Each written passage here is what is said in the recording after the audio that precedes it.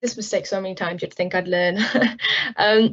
Hi guys, my name is Miss Qureshi. I am a second-year law student currently studying at the University of Exeter, and I'm also currently interning for the Policy and Justice Hub, or previously known as the Policy Clinic.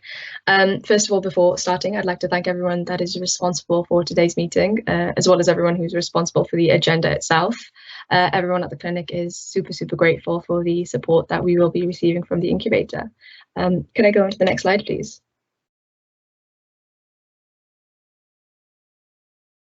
So before starting, I'd like to apologise, as due to my part, the backbone and the founder of this project, Emma Marshall, was unable to attend. However, I will still try to answer any of the questions that you have to the best of my ability. If these questions are unanswered, or if my answers are not satisfactory, I have popped in Emma's email, which will also be available at the end of the presentation. So please direct any of your queries towards her. She will be more than happy to help. And yeah, once again, I really do apologize for this inconvenience. Could I go on to the next slide, please? Brilliant. So a little bit about the background about what the Policy and Justice Hub is. So the University of Exeter has been trying to establish what we call a Policy and Justice Hub. And the hub basically focuses on areas of reform, and it aims to provide students a platform to engage with real-world law and policy issues. As part of initiating the hub, Emma and I decided to conduct a series of immigration policy seminars. These seminars will feature guest speakers from a range of expertise, and will focus on topics regarding immigration law and policies. One thing that we noticed while actually organising some of these talks were that certain topics had potential racial links, which, if we focused on, could bring about some really interesting debate on race and policy reform. This gave Emma and I the idea to host a few seminars that collate both immigration policy and their racial repercussions. Could I go into the next slide, please? So some of the topics that we would like to talk about. So one of the topics that we are really keen to speak about is the new immigration system. I'm sure, as all of you are aware, that the previous EU settlement scheme is now being replaced by the new point-based system.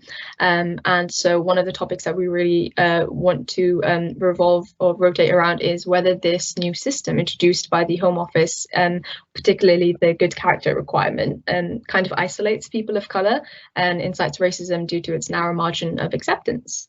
Another topic that we are really keen to push is slavery in the Southwest, past and still present.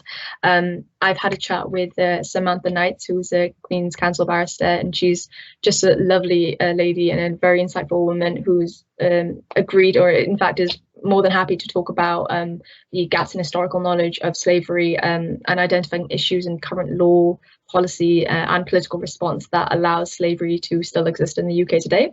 Those are just some examples. However, we do plan on maybe creating some more topics that could potentially be based around the interest of students or what they would like to see from us. Could I get the next slide, please? So the short-term impact. The short-term outcome that we hope to achieve from these seminars is to provide students an opportunity to educate themselves on policies that may incite or impact racism. As mentioned before, Brexit has already brought about policy changes that are potentially threatening to ethnic minorities. However, the issue with these is that these changes are hidden among reforms and guidelines that are quite simply inaccessible to students and not talked about enough. And so the short-term impact is to bring light on such topics. Could I go into the next slide, please?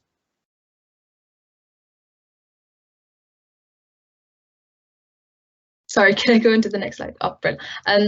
So the long-term impact. So the long-term outcome is to build the interest of students in areas of reform and basically give them a platform on which they can work on real-world policy projects. What we hope to do is to integrate policy work into the modules of students so that pupils like me actually have a chance to impact or change policies directly related to anti-racism. One thing that we are really trying to push as well is creating an interdisciplinary module for students about slavery in the Southwest, a module that no university has introduced as of today. And hopefully with the success of these seminars, as well as the support from the incubator, we may be able to achieve this in the coming years. Could I go into the next slide, please? I am mindful of time. However, as I mentioned before, because I may not be able to answer some of your questions, I might dip into the time as allocated for the questions. So just to talk about the success we have achieved and we hope to achieve.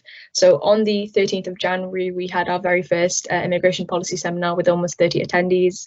A little bit about the seminar itself. So we had invited Nalida Montes de Oca, who is a caseworker for Refugee Support Devon, and we had invited the university's very own Dr. Helena Ray to talk about the European Convention of Human Rights, or more specifically Article 8, as well as just cases that the Refugee Support Devon sees and ECF cases.